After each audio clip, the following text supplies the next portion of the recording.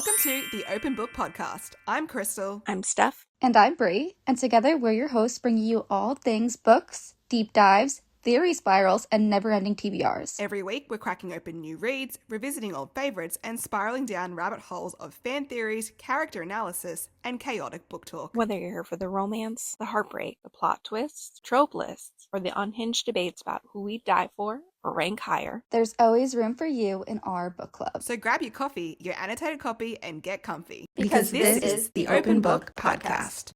Hey guys, welcome to the Open Book Podcast. I'm Krystel. We've got Steph and Bree, and today we have a very special guest with us. Her name is Nikki Ashton, and if you know, she writes some heartfelt romance, emotional, and small town, I guess, a bit of cowboy romance books.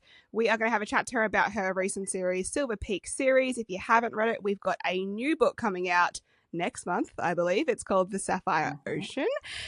We can't wait to dive into it. Some of us have already kind of started reading it, and we are excited to have a chat to Nikki all about her upcoming release. So, Nikki, did you want to introduce yourself, where you're from, and I guess a bit about your, stories? Yeah. So, I am Nikki Ashton. I'm from the UK, and I've been writing for 13 years, been self-published for 13 years. Started out, I was just going to do one book. I'll just do one book because everybody's got a book in them, or so I was told. So I'll just do one book. That'll be it. It'll be fine.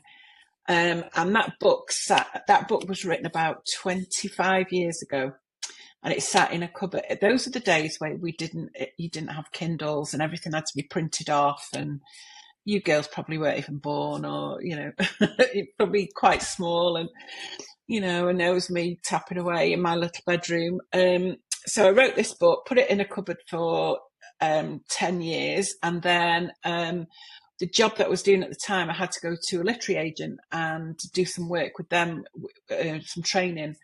And I was just asking them about it. And she just said, "Oh, have you heard of Kindle?" I said, "Oh, yeah, I think so." She said, "Oh, it's this brand new thing. It's going to be massive, and self-publishing, it's really easy. You just publish it yourself. You press a few buttons." So that's what I did. Didn't get it edited, didn't get it proofread. I just thought that's all you needed to do. I was so lucky, unbelievably lucky, that there was only probably about 3,000 books on Kindle at that point. So it did okay. I think I sold about 20 copies and was really, really pleased with that. And then the following week, I thought, I'll put it on free and see if anybody likes it. And I got 9,000 downloads in one weekend. And that book just went off. And it was number one in Kindle romantic comedy for 3 weeks, which it's never happened since. So cool. But now there's so many more books, because that's what I predominantly wrote anyway at the beginning, which was romantic comedy. And so, of course, then I got the bug, and that was it. I just carried on and carried on and carried on. And I think now I'm 31 books in. So, yeah, I do a lot of small town. I've got a series called Loving Dayton Valley, which is small town, but is also romantic comedy. But I do contemporary as well. So I try and do a little bit of everything, really. I'm not I know it may seem like it writing small town romance at the moment, but I don't really follow the trend. I don't chase the trend and write the trend. I like to write what's in my heart at that moment. So last year I wrote a book called Take My Hand, which was dual point of view, but it was father and daughter. Nothing weird. It wasn't like a father and daughter romance or anything. It was a romance, but it was basically, I know it's nothing like that. It was basically, he's a single dad, she's his 17-year-old daughter, and they're both falling in love for the first time. So it's a dual point of view about love for the first time love at different ages. And in some ways, it was a bit of a love letter to my dad, because I lost my dad 15 years ago. And it's something that, is still really hard to deal with. So it was kind of a love letter to my dad in a lot of ways. So it'd never been done before, and I just wanted to write it. And I remember at the time my agent said, "Not sure that'll sell. It's a bit odd." But I said, "Yeah, but I want to write it." And so I did. So that's out there, and it's got good reviews and everything. People seem to like the concept of it. So I do write a bit of everything, but I try to write, as I say, what's in here, not what the trend is at the time. But it just happens to be cowboys are in here at the moment, which I'm very lucky. We'll take it. That's okay. Exactly. We need those. Yeah. That book sounds really good. I feel like that's going to be like one of my next reads. That it sounds so unique, like from the dual POV of like two different people falling in love. That sounds really cool. I really like that. Yeah, it is. Yeah. And it is because it's no matter what age you are, falling in love is the same for everybody, isn't it? We still get those same feelings. So what inspired like the Silver Peak series and like more recently your newest book, the Sapphire Ocean? Was it like a specific theme or like setting? What inspired it? Well, I've been writing the Love in Dayton Valley series, which is, again, it's small town, but it's more romantic comedy. But and the reason I'd written that was I've got 7 nieces. I've got 13 nephews and nieces, and 7 of them are nieces. And I promised them all that I would write them each a book with the heroine would be named after each of them.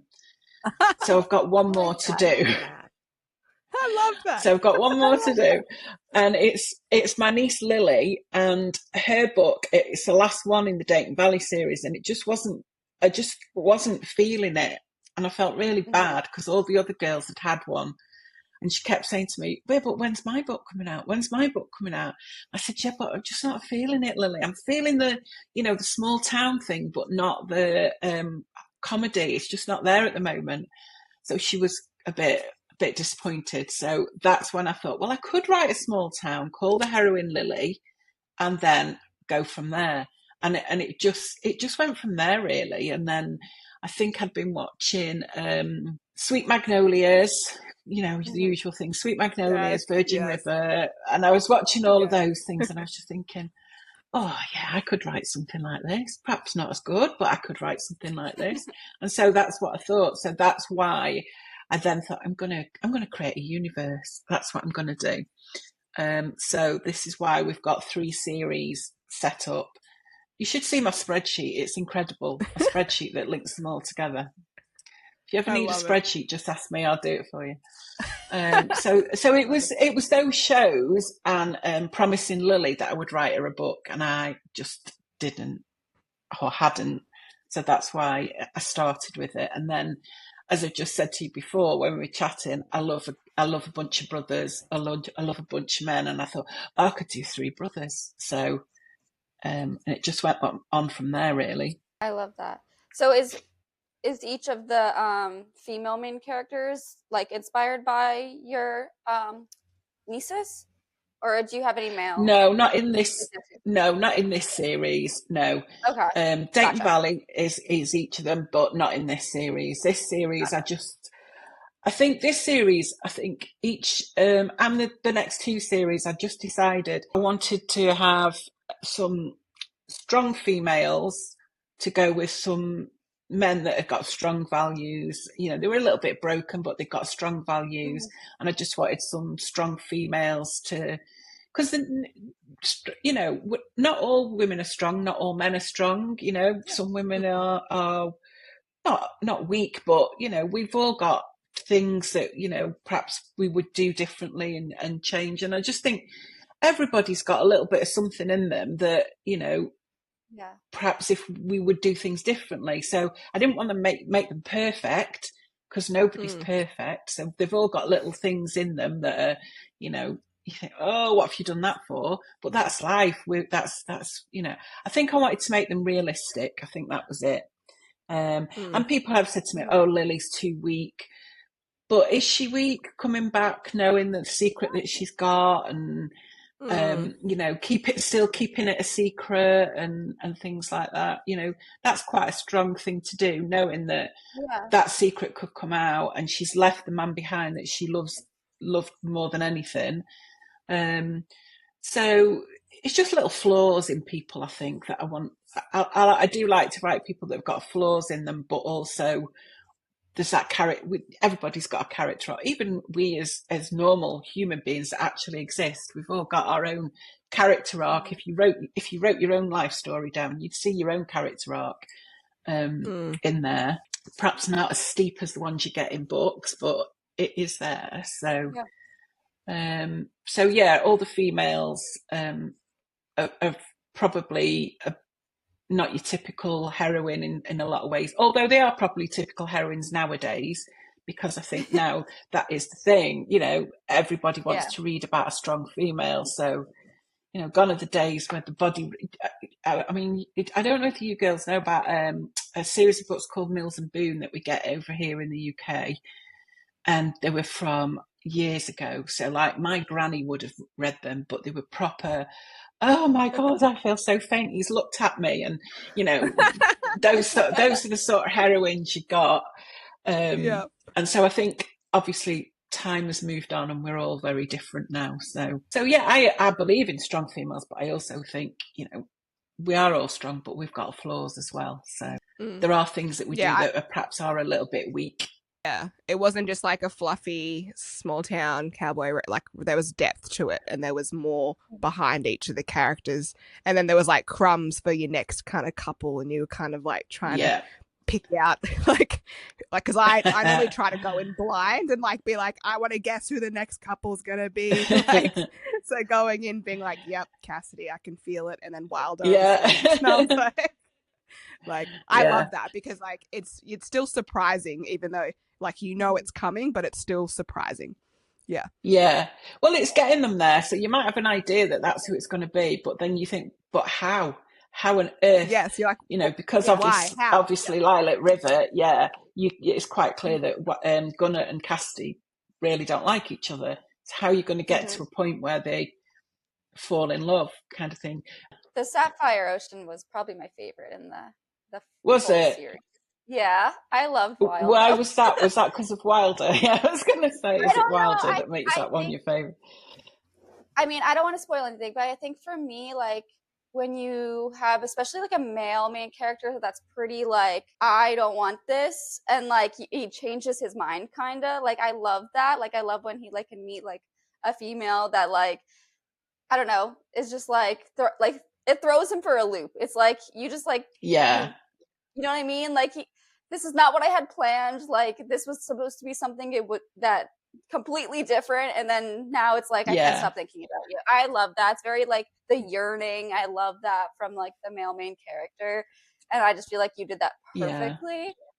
How did you come? Of course, how did you come up with like their story for the Sapphire Ocean? Like how did you know what you wanted like Wild's story to be? I knew that obviously he's got issues because of his father, because he wouldn't have issues with that man as father. So I knew he'd got issues, and I knew that his thoughts on love were a little bit skewed because of his parents, but then obviously he's seen his brothers get past that and fall in love. So, and I knew from the beginning he was always going to be the funny brother, right from his first line, when he comes in on the Lilac River and he's been out all night. I knew he was going to be the one that's the joker. And I knew that behind those jokes had to be something. And I guess I just went from there. I just thought, well, if he's got these issues, he's not going to be open to love, but he's a young man. So of course he's going to want to have some sort of a relationship. So the best sort of a relationship is a friends with benefit kind of relationship. And then I also thought, wouldn't it be good if that's what she wanted as well? And then they have this friends with benefit relationship, and then it just goes poof, and both of them are just, this is not what I was expecting. And I also knew I didn't want either of them to be desperately trying to get the other to change their mind. I sort of wanted them both to be both, oh no, this isn't what we signed up for kind of thing. I didn't want her to be begging him because that's not what the sort of female I wanted to write. But also the flip side, I didn't want him to be begging her either, because we all, I think as a reader, there is those men that are very protective, and once they know that that's their woman, that is their woman. It's not, nothing's going to change. but actually begging a woman, please, you know, we don't like those sort of readers don't seem to like those sort of men, really, you know. So there is a fine line between this is my woman, between groveling and begging. That's it, exactly. Yeah, exactly. How did you come up with the title of the book?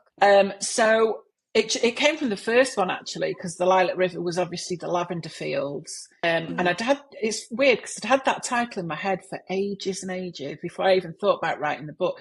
So, you know, before when you said what prompted me to write the book, perhaps a lot of it was that title as well. Because I've got loads of notebooks around, but I have a notebook that I write titles in and one-liners in that I come up with and things like that. My niece has given me, just on as an offshoot, my niece has given me a brilliant title for a book called The Pull-Out Game. So you can imagine what that's about. Yeah, she said it would be a great idea for a book, Auntie Nikki. You need to write a book called The Pull-Out Game, and it's obviously a surprise pregnancy. So... No, so it's written in the book. It's written in the notebook. So, you know, we may use this at one point.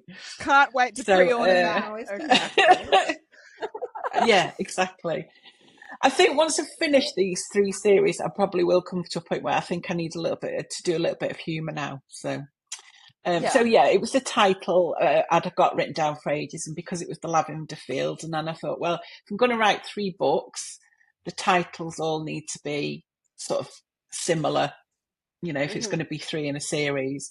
And then it was only as I started to write the series and mention other towns that I thought, oh, I know what I could do. I could write 2 other series for the 2 other towns. So then I thought of, so the next series is Sweet Maple Falls. So we've got Sweet Charity, Sweet Rose and Sweet Honey. And then the last one is Clementine Hill, and I can't remember what the titles are. I've got them written down, but I can't remember what they are. They're kind of around the tropes. So the first one is Second Chance, and I think that one's called Never Gonna Happen Again. And then Never Should Have Happened, and then so they're kind of connected to the tropes within the books. So. Yeah, and that's all going to be like within the same universe. Yeah. Oh, I love that. Like I say, I've got a spreadsheet. It's huge. The spreadsheet is incredible. I must say, it's an incredible spreadsheet. If you ever want to look at it, I want to look at it.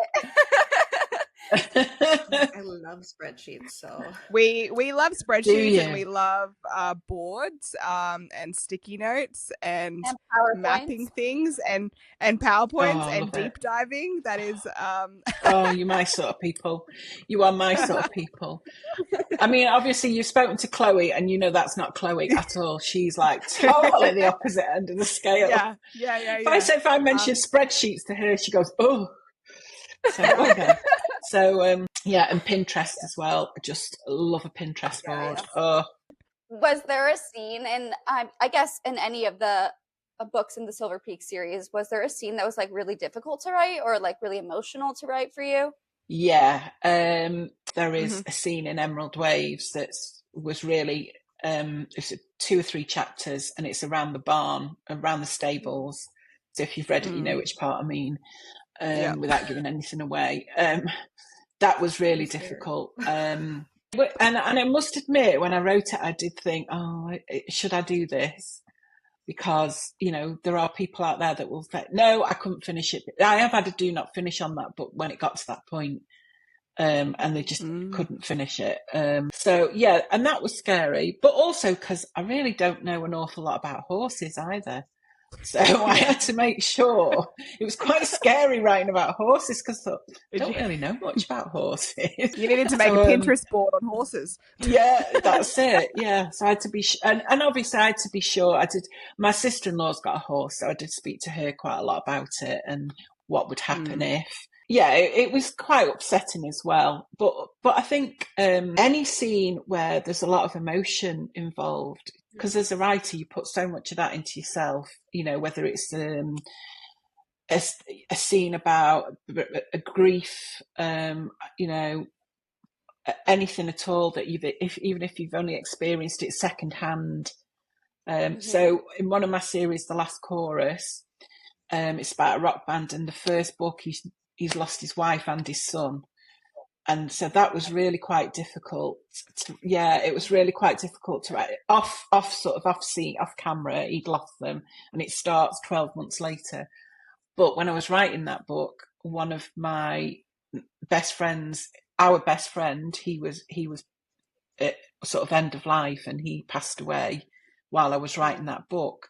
So that whole book was really, really difficult to write.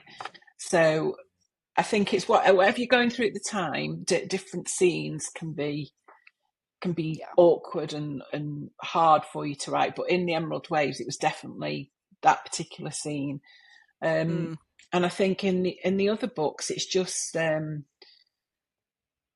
emotion. When you've got to write emotion, it can be really difficult. Because if you didn't find it difficult and you wrote it, then nobody else is going to find it emotive either. They're just going to think, oh, that was just a scene about breaking up, or that was a scene about somebody passing away. So I think if you don't feel emotional writing it, then how do you expect anybody else to feel emotional when they're reading it? It's quite hard being a writer, actually. Yeah. It's quite soul destroying at times. It sucks a lot out of you. Especially if it's like something like really close to home or something. Like I feel like that could be really difficult to like put those words on paper. And then it's also, you have like that, like, oh, people are actually going to read this too. Like, how are they going to perceive what I'm writing as well? Especially when you're writing something so emotional. So I could totally see that being challenging. Yeah. So, like, as a reader, what sort of scenes do you girls find difficult to read? Is there anything specifically that you find difficult? A lot of people find scenes with children, don't they? If children are being hurt and things like that, or cheating and things like that.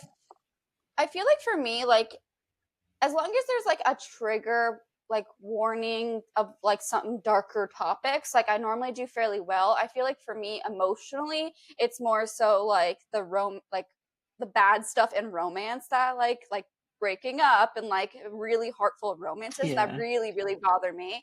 But like the darker themes for me, I feel like as long as it's like properly like expressed, like, hey, there's going to be dark themes in this, I do normally pretty well. Like I'm a pediatric nurse, so like I feel like I can separate a lot of times. So like it's not as hard for me to read, but like I get really emotional when it comes to like really intense, like romantic, like breakups or stuff like that. So that's what's really hard for me. I mean, there is times like I'll have like just like I'll be reading a dark scene, and I'll be like, okay, like let me close this for a second, regroup. I don't want to like impact my mental health that much, and then I'll come back to it. But for me, I feel like I do fairly well as long as there's like triggers. Yeah, I feel like it's like how connected you are to the characters. Like obviously anything Chloe writes are like on the floor crying, so like it's because we're so connected to the characters. But I feel like that's what she's like when she's writing it, on the floor crying. I think she's like, I'm not well. I'm like, neither are we, Chloe, neither are we. But I feel like it's like if you've built, it's kind of like a relationship. Like if you've built trust in these characters and you've built a relationship with them, it's gonna hurt more, doesn't matter what it is. But if you haven't got that and you're kind of like on the fence and you haven't really felt that connection, like you could throw anything at me and I'd be like, I mean, okay. Like, and then I'm like, am I? Yeah, absolutely. Like, no, I totally agree with that. Yeah. And that's why as a writer, when somebody messages you and says you've made me cry, I go, yes, great, because it just really does mean that you've done a good job. You know what I mean? It means that actually I tapped into that emotion. I've destroyed you. Oh, brilliant! Love it. If I cry, okay, that is my challenge. No, really, I have a whole ranking system. I say if I cry, immediate 5-star. Like that's just like my ranking system. So like if you follow me on Goodreads, like 5-star means I probably cried at some point. Right. Okay, that is my challenge, to make Brie cry then. And it's not just like a tear, Nikki. It's like distraught I'll in be the bathroom. sobbing. Sobbing. She'll send us like a no. selfie, and she looks unwell. I feel like I'm going to have to kill some puppies in my next book or something like that. Just kill a basket of puppies. This is dedicated to make Brie cry. Yeah. Even if it's a comedy. Yeah. Even if it's a comedy, I'm going to drown some puppies in it just to make Brie cry. What about laughing? Do you get 5 stars if you laugh at a book? Yeah, if I feel all the emotion. emotion. Is it just crying? Yeah, no. If I feel like I like being on like a roller coaster of emotion. So if I can like feel like happy, sad, like excited, like I don't know, everything, then I'll give it 5 stars. Like I love emotion. Like I love being immersed in my read where I'm like, I connected so much that I felt everything the characters felt. Can't handle cheating between the main characters. Like I will tell Brie and Krystel, like, I'm not doing that. Same. If it's like same, don't like it. If it's like the other partners or like something like that, I can handle it. Yeah. But if it's like the main people, no. And then I also, since becoming a mom, I just can't handle certain things about young children. Yeah. And it's not that I won't read it. Like I'll read it and I've read the trigger warnings, but it's something that like it just sticks with me like a little harder, a little heavier. And so those books are kind of hard to get through. Yeah. No, I agree with you about anything that I think. I haven't got children, but I've got so many nephews and nieces, and the thought of anything happening to any of those would just destroy me. And so I just couldn't. I know I've just said to you, I killed a rock star's wife and son off, but that was fine because I didn't have to write it. It was off camera. Yeah, it was off page. It was before me. That was that's fine. But off page. Exactly, that's fine. And cheating again, I'm very much no, I don't agree with it, don't like it. But saying that, I read a book by Jodie Ellen Malpass, and it was called, can't think what it was called, but it was about an affair. And I went into it not realizing that's what it was about, but it was one of the most beautiful books I've ever read. It was just the way she'd written it was fantastic. I'll have to try and think what it was called, and I'll let you know what it's called. But it was just really good the way she'd written it, and I did message her about it, and she said, "Well, I'm so glad that you enjoyed it because obviously a lot of people won't even read it because it's about an affair, which is it's just the flip side of that affair that sometimes you're not with the person you're supposed to be with. There is another person for you, and that love is greater, kind of thing." So if I can remember what it was called. Done right. Yeah. But it's definitely one of those ones that I try to stay away from. Yeah. Especially if it's between like the people who you're supposed to be rooting for and who you're supposed to be like, wow, this is their person. Oh, okay. Yeah, cool. And I think that's us as human beings, though, isn't it? If somebody's got, if we hear about like famous people cheating on each other or one of them cheating, you automatically, I don't like them. Not buying their music anymore. I'm not watching their films anymore. I think it's just human nature that, unless you're like Brie and you've got like, it's only death of children or something, or puppies, death of puppies that will get She's often like, don't read this book, Krystel and Steph. Like, she's your moral guidance. She's like, not for you. Your moral guideline. Okay. I will literally be Are you like the guinea pig, Brie? Yeah. But don't read it. Do you have to read everything first and then say, right, you two are allowed to read this one now? That's why she's read 500 books. Yeah. This year. I do. I read really fast. I know when you said to me, I'm just starting, I think it was Hate Struck, and then you said, I've finished it. I thought, no, you haven't. You can't have finished it already. I did. Obviously, you have. She's the fastest reader I've ever met. I don't know. Did you have a lot of free time then, or did you just really Not really, no. I don't know. It's like my only source of like, I guess, entertainment. Like I don't really watch TV. And like, so when I have like a free moment, like I'm reading or doing something related to like the podcast, but like realistically, like that's really all I do. Like my other hobbies, like I like running and stuff like that. So like I'll do that, but like even then, like I'll listen to an audiobook while I run because like I'm just crazy, I guess. I don't know. Yeah, well, I take my dogs out. That's I go swimming, but I also take the dogs for a walk, and that's what I do, listen to audiobooks. And it's funny because you're walking along and I'm going, oh, and people are looking at me as if to say, what's wrong with her? Because I'm listening to this audiobook and there might be a sex scene. I'm thinking, oh, right, okay. People are going, morning. And I'm going, oh, good morning. But I do like a good audiobook. It is what's weird is I have them on in the car as well. And my mother-in-law lives with us, and I'll take her to the doctors or whatever. And then it comes on and he licked my pussy. And my mother-in-law sat there and thinking, turn it off quick. It's always in like the drive-through or something. It's always like, hold on, or so sorry. A little too loud. And you're at a stoplight and you're like, exactly. I don't know what it is. I don't know how loud it is. My car, the speakers are so loud, and they're only on like 10 or something, but they're so loud. And I was stopped through the day and I saw a woman looking at me, and it wasn't anything rude at the time. There was nothing dirty going on. I don't know what was happening, but she sort of looked at me as if to say, what the hell? But it is so loud. But yeah, imagine it. He's taking her from behind as you're at the stop sign. What kind of reader do you think will connect with the Sapphire Ocean the most? Probably not a dark reader, not somebody that loves dark. I don't know though. It's not dark at all. No, none of them are dark.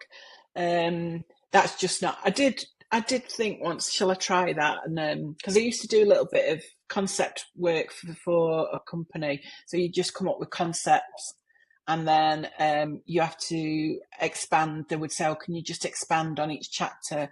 And very often mine would come back with, could you just make it a little bit darker? Because it's just not, I just can't do it. It's just not me. I think my life's sort of, apart from my mum and dad getting divorced when I was 5 or 6, my life's been like that. It's not really had many major, obviously the death of my dad and things like that, but I've not really had anything that I can use as backup material kind of thing, other than if I watched a film or read another book and then you just regurgitating somebody else's work, which is not what I'm about. So so probably not people who like dark. I would say it's probably, like somebody who likes a small town romance, likes a cowboy, likes a happy ending, likes just a nice book that will have a little bit of that in it, but not too much, and I wanted to have obviously the romance side, but I didn't want it to make it just romance. I wanted them to have a little bit of a story around each of them as well, to make it a little bit more interesting. Because there's only so many times you can read a sex scene. There's only so many times you can read a man saying I love you and her saying I love you too. I think sometimes, I think that's why I like doing romantic comedy, because there's so much more you can put into romantic comedy. You can, you have got a bit of a license to make it ridiculous to a point. Whereas when it's just contemporary romance, you kind of, it's got to be a romance. Yeah. My husband keeps saying I should write a thriller, but I don't know.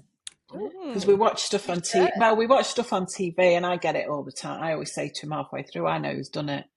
How do you know that? Oh, I just know. And I get it right all the time. So he keeps. I don't know why I bother watching things with you. Just before. Did you watch this before? And I'm like, no, it's just I know who did it. Yeah. And they're probably gonna do this. And he's like, yeah, exactly. Yeah. Do you know what it is? I think it's when you read a lot, or you write, and I read a lot. I think you've probably seen every plot or read every plot line going that there is. So is it Harlan Coben? Is that the guy? He writes a lot of stuff on TV. Yeah. And all I do is moan about the plot holes in it. And my husband's going, yeah, but it's fine. No, it's not. That would not happen. That's a massive plot hole. You can't have that in it. That's just wrong. How can she be there and do that as well? It's just not right. And I think it's because I'm like, yeah, that doesn't make absolutely. sense. Because do you remember what they were just doing? Like, how did they get there? Yeah. And my husband's like, it's a movie. Yeah. I'm like, no, but yeah, you need to make it logical. Matter, does it? It's based on the real world. Exactly. It needs to make sense. Yeah, exactly. I have thought about doing a romantasy, but then that is a huge undertaking. Massive, I think. Yeah. Just because, because I thought, well, you could write absolutely anything, but then I think, but that you've got to be so tight. Your plot's got to be so tight. I think when you do that, so particularly much if like world building, like you have to create like the whole world. Who do that? They come up with magic systems, different locations within this whole universe. I know. I just that's what we need our boards for. I'm like, that's it. Wait, can you imagine my spreadsheet for that? Yeah, imagine your spreadsheet. It would be 100 pages. It would be huge. Yeah, and then they get a map as well. Yeah, like you've got a map at the front of the book. You have to make a map. Yep. How the hell have you come up with that? Yeah. Well, and how have you come up with this world and that world? And I'm like in the map because I'm like, okay, where are we? We're going where? Yeah. I'm like, exactly. Boat, but we have to get to here. Like, oh, okay. Yeah. And how do you make riding a dragon sexy? How do they manage that? But they do, don't they? But they do. They do. Rebecca does. She does. Yeah. She does. And I'm like, I'm not sure about having sex with a wolf, though. Brain I'm not. Has that imagination? No. I haven't got that imagination. No, shifters, I'm not so sure. You know, you're with a bloke 1 minute and then the next minute he's a kangaroo or something. I don't know. It's not for me, that. A kangaroo? Is this Australian? I see. Yeah, I see. It's your accent, Krystel. It just made me think of kangaroos. So funny. That's a good idea for a book, isn't it? It's big. There you go. Kangaroo shifter. I've never heard that before. Shifter. The pull-out game with a kangaroo shifter. Oh my god! I just thought of like the use of the tail. Oh no! I don't know. We're just trope I don't think I could do. We're just brainstorming romantasy ideas for Nikki. Yeah. Can you imagine it now? If you see it, my next one, Joey, King Joey, whatever, and the pull-out game. Oh my god! It won't be happening. Don't worry, we're not doing it. Is there anything specific about like the writing process or writing Sapphire Ocean that surprised you, or kind of? When I was writing this series, or in general, not in general. I think obviously what surprised me is that I'm still doing it 14 years later. You know, but I think my process has changed. When I first started, I used to write the first chapter and the last chapter first, and then just meet them up in the middle. Now I have got I'm much more of a plotter now, which has really surprised me because I was very much let's just go by the seat of our pants and see where we go, see where it takes us. But I am very much more a plotter now, so that's quite surprised me how much more organised I've got as the years have gone on. Having a spreadsheet, I would never have done a spreadsheet years ago, but so that's kind of surprised me that maybe I'm just growing up. You know, my age, I am now growing up and becoming an adult as regards to my writing. I don't know. I'm surprised at how much I love writing contemporary stuff, because I was only ever going to do romantic comedy. Oh, that was all I was ever wanted to write. Even I've always wanted to be a writer, even as a child. At school, I had a brilliant English teacher, and he said to me once, if you're not a writer when you leave school, then it will be a travesty, which was a really nice thing to say. And it took me a long time to sort of do what he suggested. but even then it was always sort of, I always like to, but even when I do contemporary stuff, I like to get the one-liners in there. I like to have the funny character, you know, Wilder, Peggy, Lily's grandma, and things like that. And Box of Hearts, one of people's favourite characters in Box of Hearts is Auntie Ruby, who's this old lady who's just totally inappropriate. And she's just one of my favourite characters to write. You're the best. It's just, honestly, she's just so inappropriate, and the things that she comes out with, and it's this really. And I think I was saying to you, I don't know if it was saying to you, Brie, about Jesse in Box of Hearts. He's a little bit Marmite, particularly now, because it's 10 years old, that book. So obviously our heroes have changed, haven't they? You know, our requirements for a hero has changed over the years. Or that's how I perceive it from a writer's point of view, that the readers want something different now from the hero. But he's very much, yes, I love you. No, I don't. Yes, I love you. No, I don't. Yes, I do love you. And then, you know, yes, definitely, I do love you. I'm still going to be a bit of a shit, but I do love you, kind of thing. So he's very Marmite, but he's one of my first contemporary characters that I ever wrote. And and so it is quite it's a book where there is quite a lot of heartache, because he's lost his wife, but he's got this idealistic view of his wife, which is why he's, yes, I want to move forward. No, I don't. Yes, I do. No, I don't, kind of thing.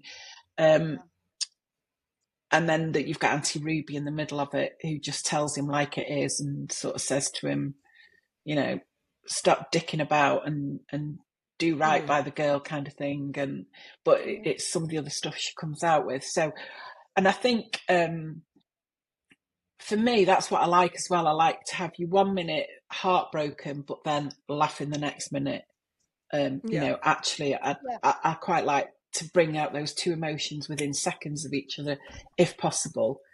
And it does in that book. It's, you know, you'll hate him, and then you'll be laughing at Auntie Ruby and things like that. So, so enjoying writing contemporary romance is a big surprise to me, because I just never thought I would do it. I never thought I would.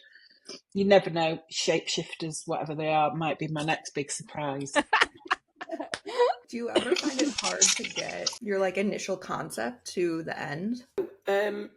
Yeah, I did get to a point where I thought, I don't really know where I'm going to go with this, because once she tells him what the secret is, what do I do then? And then it only becomes a short book. Kind of sometimes I have to go away and go for a walk, listen to a book on audio, or just because we've got some lovely open countryside near us, and just sort of refresh my brain a little bit and then come back. But I've never really started a book and then not finished it. I am pretty much, if I start something, I'm not like that with hobbies. I'm very much I'll start a hobby and then I don't like this after 3 weeks, and I'll do something else. But with books, yeah. Honestly, I'm terrible. Any hobby, I'll try it. I'll convince myself it's going to be my new thing. Yeah. Buy all the and stuff. Now I've got knitting stuff, candle stuff. But with a book, I don't know, I just feel like, obviously I thought the story was good enough to start it, so there must be something in there that's worth writing about. But yeah, Lilac River, I did have a bit of a crisis with it at about 30%, 40%. But then I just went away and thought about it and thought, well, because I am quite good at plotting. So Chloe will tell you this. Sometimes she'll ring me and she'll say, I'm really stuck. I'm in this corner. What do I do? And I am quite good at getting her out of a corner on plots. Well, you could do this. You could do that. Because I do have a bit of a claim to fame with Chloe. You know the Broken series, Lucky? If you ever read any of the Broken series, Lucky? Chloe was going to kill him. She was going to kill him. Seriously. And I said to her, you can't kill him. You can't kill him. Yeah, but I've already killed him. Yeah, but I can get you out of that. So I had to get him out of that. Oh, God. He was dead. That man was dead. Oh my God. You saved him, Nikki. I saved him. So just be grateful to me for that. Yeah. Look, is one of my favourite characters. Wow. Can you kill Mark Allen for us? Yeah. Well, just like I can't say anything. I think that one's taken care of. I think we're fine with that one. Okay. I think that's a guarantee. I wouldn't say a word. I'm not going to. When you're writing a book, do you ever have a plan for a character and then have their personality or like vision of them change? Yeah, sometimes. So my first book I wrote, I gave one of the main characters this put her in this relationship, and then I thought, I don't like him. I've written him, but I really don't like him. He's all right. He was just a bit bland. And then there was another character that was the brother of one of the other main characters who was younger than her. And I thought, oh, he'd be quite good for her. They're very similar. So I just killed the character off. This is why you need to write thriller, because you just love to kill people. I just killed him off. You're like, honestly, I don't like you. Die. I'd start out. He was going to be this. Because she'd had bad relationships and she'd not got a great relationship with her parents, and the only relationship she'd got good relationships with the two best friends. And I thought, I'm going to give her this really brilliant relationship. He's going to woo her. He's going to wine and dine her, and he's going to take care of her and treat her like a princess. And then I said, oh God, you're dead boring. You're really boring, you are. And so I just killed him off. You were like dead. All right, I had to do not finish on that one as well. And that was a friend of mine. She said, I've not read it. I can't read it because as soon as you killed him, I couldn't read anymore because I really liked him. And I said, oh, well, I didn't. And she's never read a book of mine since because she's convinced I'm going to kill everybody off that she likes. Oh my gosh. If he's boring, kill him. Yeah. But otherwise, no, I think particularly now that I'm a plotter, maybe a little bit less so when I wasn't a plotter, when I was a bit of a pantser and I would just go swing it. But now I'm a plotter, no, generally, if I've got something in mind for them, then their character may change a little bit. There's a character in Sapphire Ocean that comes into it. He comes into it and he was going to be one kind of character, and he was going to do something, but then I changed my mind and thought, oh no, he's not going to do that. I'm going to have him do something different. So it's just little plot twists like that. I'll just tweak the plot a little bit. But as far as characters go, no, they tend to be who I set out for them to be.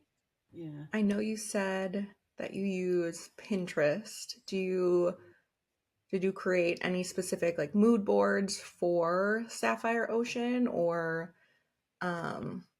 use any type of like specific inspo for it? No, it just it just Pinterest really. I am quite visual in a lot of things, but then I don't know quite. So like if I have instructions for something, I don't read them. I just put it together. Mm-hmm. I like to put things together, and then when I've got 4 screws left, I think, oh, I wonder where these should have gone, and then I might go back and read the instructions. But then with other stuff, I am very visual because I was a trainer for 20 odd years in IT.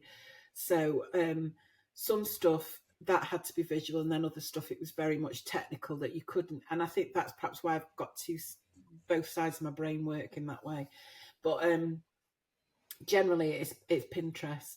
But I do like a good TikTok video as well that I like to create. So I do those using, and I'm holding my hands up, I do them using AI. I use Midjourney to create the videos because you can't get anything. There is nothing that, I've got an idea for a TikTok video and I can see it all in my head and then I can't find the image. So that's why I use Midjourney for that. Probably AI is quite good for if I, stuff that I think, oh, I want it to look, this is what I want the ranch house. So I have got an image of the ranch house that I created on AI, Midjourney, because on that Midjourney you can either create just an image or you can create a video from the image as well. So I go in, put the prompt in, and I argue with it actually sometimes. Say, no, that's not what I asked for. This is what I asked for. Do it again. So how did you get that? So yeah. How can you not read my mind? So yeah, Pinterest so AI is quite good for me. I know a lot of readers. I would never use it to write a book because I think if you're using it to write a book, then it's not you, is it? And how can you possibly put a book out there with your name on it if you haven't written it? I just don't believe in it. I think eventually it will be used for an editing purposes. I think people will use it for editing purposes, but it's got to get that information from somewhere. So it's I think it's a long way off yet before you can use it and quite happily use it and be confident in the information it gives you back. But I think for creating images, not if you're going to, some people are using them for the covers, which is fine if that's what they want to do. I don't. I've got a cover designer who's incredible. But for me, it's great for teasers and things like that, particularly if I can't find the image that I want, so I know you also use a lot of like songs in your book, like at each chapter, like there's a song. Do you like pick the song like before writing the chapter, or do you kind of go based off the vibe of the chapter? How do you create your playlists? Mostly it's on the vibe of the chapter, and sometimes a lot of those songs I've never heard of them before, so most of them I do. So I'll know straight away. Oh, I know what song will go with this one, because being my age, I've got a good back catalogue of songs that I can remember. When you get old, you can remember a lot of songs, but there was a lot of them that I didn't know. Some that I went onto Google and just said, give me a song that represents hope or in a new relationship and things like that. And then I will listen to them all and decide which one suits the chapter best, and do it that way. Or they may have a line in the chapter and I just think, oh God, that reminds me of that song. And so then, particularly in the one I'm writing at the moment, which is Sweet Charity, quite a few of the chapters, they do have a line, and then I'll think, oh, I'm sure there's a song with that title, with that line as the title, and then if it fits, then I've used it. But I do like a playlist, I must admit, and then I play it to death. I absolutely play it to death while I'm writing the book, or writing the series. The Silver Peaks playlist, it's got now to the point where I know exactly what's coming on next. The words to everything, and and then it gets to a point where I'll say, oh, I can't listen to that anymore, and I have to move on to something else. Because I think songs are important, aren't they? I mean, it makes it immersive. Taylor Swift is the most, whether you like her music or not, she's an incredible poet, and she would write, I think, the best romance book ever if she wanted to. She wanted to sit down and write a romance book, she would write the best romance book. So Honey, off the latest album, I think that's the best prologue, the best epilogue. It's better than any prologue or any epilogue I've ever written in my life. It's just a romance in one song, and it's just so good. There's so many other songs that are better on that album, but Honey is just the one that I think just epitomises what a brilliant romance is about. And I think she's an incredible poet, and if her music isn't even your sort of music, her lyrics are incredible. Krystel is our Swiftie, so yeah, she's one of the biggest Swifties we know. Did you go and see her recently then, or did you manage to see her? I went multiple times to the Eras tour. I went to London, I went to Paris, I went to Vancouver, the last 3 shows. I went to all of Australia. Blooming heck. Wow, you are a proper Swiftie. Hardcore. Yep. Yes, I don't think I've seen my husband that many times. Yes, no, hardcore. Definitely. Yes, just incredible. Like, Silver Peaks was ever adapted into a movie or a series, oh God, who would be your dream cast for an actor or actress? Oh gosh, I don't know, because I think you get an image in your mind. So Jamie Dornan has been in my mind. Now he's the one that I've got in my mind for all three brothers. Now he can't play all three brothers, so that would be a bit hard for him to do. So like Box of Hearts, it was always Scott Eastwood and Garrett, who plays his brother. Home and Away, there was a character in Home and Away. I can't remember his name now, but he was such a good-looking boy, and he was my Garrett. But I can't remember. I think he killed somebody, so they got rid of him in a car, sent him off in a car in Home and Away. Okay. They do that a lot. Yeah, they do that a lot in Home and Away. So yeah, Jamie Dornan is, but like I say, he can't play everybody. As for the women, have you know Abby Cowan from the Wick series? Yeah. She would play the female in Sapphire Ocean. Absolutely would play her. For Cassidy, who would have? You see, when I create these videos and things, I always put Mila Kunis in for Cassidy. She looks like Mila Kunis, but I could see that. Yeah, 25. And I don't really have anybody in my head for Lily. I really don't. No. Maybe I think I've probably spent so many years wishing that one of my books would be adapted for TV and thinking who would play them. I perhaps don't do it now because I think I'm just going to be totally disappointed that it's never going to happen. So, but my nieces, they always message me. So Take My Hand as Maddie somebody, I can't think what her name is, an actress that my nieces are convinced would play Maddie in the book if it was adapted for TV or something. But I've got images of what they would look like if you looked at the Pinterest board. I've got images of what I want them to look like. That was a pretty good choice. That was a pretty good pick. Yeah. You just slightly change Jamie's appearance. There's like prosthetics. You just like slightly alter him. Yeah, different. And he plays everyone.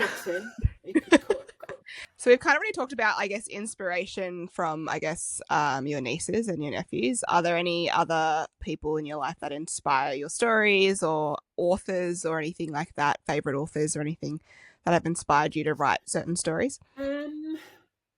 Have you heard of Marion Keyes? She's an Irish writer, and she wrote like romantic humour. So she was what inspired me to decide to write a romantic humour comedy. She's brilliant, really good. But as I just wait to write, I think, and so I think as a child I read a lot of Agatha Christie. Even as a child, I read Agatha Christie. I read Enid Blyton, so you couldn't get two worlds apart, really. Enid Blyton, and it was all, and I think that's why I like the groups of people, because Enid Blyton was all about old-fashioned boarding school. All the kids were at boarding school, and they, got this little found family of boarding school and things like that. And I used to love those. So I guess them, and there's a guy called Roddy Doyle who you seen the film The Commitments from a few years back? Yeah. So Roddy Doyle wrote the book that The Commitments comes from, and they're set in Ireland, and he is hilarious. So he was another reason why I wanted to write, because reading his books used to make me laugh, and I just used to think I'd love to be able to write something that makes people laugh. So, and as regards to characters, my granny is the inspiration for all my inappropriate old ladies. She was the most inappropriate old lady going. So she's my inspiration. But sometimes I will write a character, and the character will somebody famous might be the inspiration, just the look of them, you know. I think, oh yeah, quite like him, I'm going to write a book about him. I wrote a book called The Big O, which, if you want to laugh, it's a good one because you get sex tips in it as well. So instead of a song at the beginning of every chapter, you get a sex tip. Oh. Yeah. And I wrote the character based on, is his name Charlie Noska? That book's him, basically. And that is, so I watch a lot of football, so soccer, got season tickets, go to soccer, and it's some weeks, you know, it can be really good, and then other weeks it's terrible. And somebody said to me once, oh, it's bad enough watching football. I said, yeah, it's like having this really hot boyfriend. He's really, really hot, but he's shit in bed. And that's what watching football's like. Because one minute you're up there and then you think, oh God, that's terrible. So that's why I wrote The Big O. It's about having this really hot boyfriend, but he's really not very good in bed. Which is why you get sex tips at the beginning. My editor, she loves that book because she said, because he's got a disabled brother, and there's a lot of emotion regarding the disabled brother as well. So, and that's when we were talking before about you can be crying one minute and then laughing the next. That's the sort of thing, you know, in that book particularly. Mm-hmm. You know, because the brother's disabled and he's really upset about it, Charlie, but the brother just takes it on the chin and gets on with life. So you get to see the two sides of it. So yeah, it's a good book. If it doesn't get enough publicity, I don't think enough people read it. So it's a good one for you to, if you've got, you know, a couple of hours, Brie, you know, spare, you'll get through that one. Do you have a specific favorite part of like building your fictional characters? Creating them, you know, just knowing that you can create whoever you want. They can be whoever I want them to be and look however I want them to look. And obviously you've got a certain, because I know it's not realistic that every man is hot, every man's got a big willy, every man's good in bed, every man's got a six-pack. It's not realistic. It isn't. But that's the world that we get to create as writers, and that's the world we help like readers to escape to. And sometimes I think I'd like to write a little bit of an anti-hero. He's not good looking, he's not, you know, he's not well endowed, and he's not that good, and you know, he's got a bit of bad breath or whatever sometimes, and for a really a heroine to really fall for him, but sometimes you think it's not what people want to read because they want that escapism. That's why we read, to escape. I think the most that I've done a Curvy Girls. I've done a set of books about Curvy Girls, for Curvy Girls, the Curvy Girls Club it was called originally, and then there was already a Curvy Girls Club, so they just called the Curvy Girls books. Because I think women are a lot more body positive now, aren't we, than we used to be? Yeah. And it seems more acceptable. For sure. That your heroine isn't always a size 8 or whatever and perfect and looks beautiful in the morning. And do you have any like writing? Oh yeah, I enjoy that. Do you have any like writing quirks or like of your routine that may surprise readers? Like, do you have like a whole writing process, like a way to get set up? No, not really. Like I say, I think probably my biggest quirk was what I used to do, which was to write the first chapter and then the last chapter first, and then just join them up in the middle. But I don't even do that now. Sometimes I might write an epilogue, because I like to know that these characters in my own head that they're going to be happy ever after. So as readers, do you like epilogues? Because some people say to me, "Oh, I don't like an epilogue." But I like an epilogue. I love an epilogue. I like an epilogue. Yeah. Do you like it to be set way in advance or just a few months in advance? I think it depends on the story. There's like a 5, like a little jump, and then you get another jump. Yeah, it's like so you get a 2 in 1. Yeah, like, we're still okay. Yeah, we're still doing well. Yeah, we're still we're still together. Yeah. Yeah. But yeah, I so love what I do, even if in these series that in my romantic comedy, which they're all standalone, I've got a couple of series in there, but I still, even in other books actually, I will mention characters from other books. So I've got a Rockstar series that was a romantic comedy Rockstar series that I wrote about 10 years ago. I've mentioned them in the Big O, and I've also mentioned them in my contemporary Rockstar series as well, because obviously they were a band, and this is a band 10 years later, and they want to set up a studio, so they talk about that. So I do that. So it's not exactly universe building, not like what I'm doing at the moment, but I do, and people that have read, been with me from the beginning, have read the books. Emerald Waves, I've had loads of readers message me and said, oh God, I can't believe you mentioned Jesse Connor. So Jesse Connor is the one in Box of Hearts, and he's mentioned in Emerald Waves. And so many people loved him, and so and that that was 10 years ago. So I do mention I've got a book called Pelvic Floors, and he's a tattoo artist from Texas but living in Manchester in England, and he's mentioned in my Rockstar series and the Dayton Valley series as well. So they do I do, if I think I wouldn't just do it, mention for no reason, but I think if it fits, I will sort of put them in there. But as far as my writing process, no, I don't really have any quirks. I'm quite a boring person, really. Like Chloe just writes things and then puts them all together at the end. So she'll write the end. I don't know how she does that. And then the beginning, and I don't know if she does it. No idea. Yeah, she said she had like 10 tabs open, and I was like, what? Yeah. Because we were going to write a book together. My brain can't. You should. You're going to write a book together?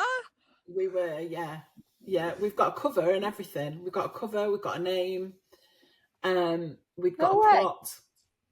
Yeah, but because she's so busy, it's just, I don't think it's going to happen. But we just write so differently as well. Our process is so different, and it was difficult because we'd got this fantastic plot. It was called The Irishman, and he was a boxer, and we've got this great plot and everything.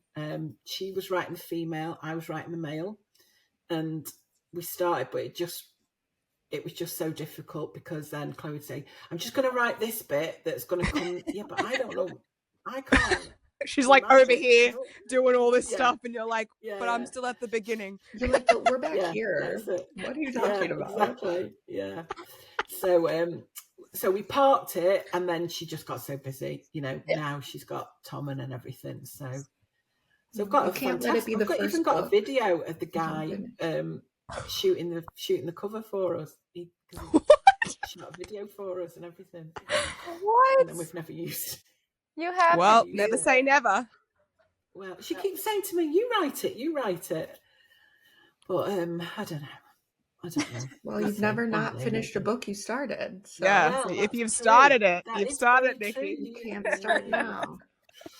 That's a streak you don't want to break. Yeah, exactly.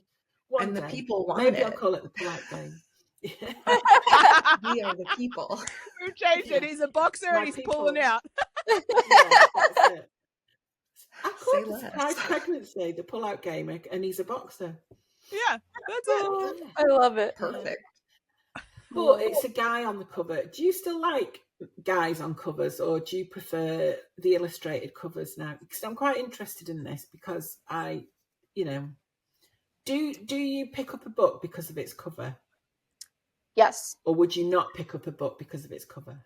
I think that if I'm going to buy a book at a bookstore, I probably will go more towards an illustrated cover, just because it's a little bit more discreet. I don't know if I want to read in public with a man's abs on the cover, if I'm being honest. Yeah. Because I can do that on my Kindle. So if I'm gonna I'm still gonna read the book, but it's probably gonna be on my Kindle. I'm probably not gonna get the physical copy. But that's just me. I agree.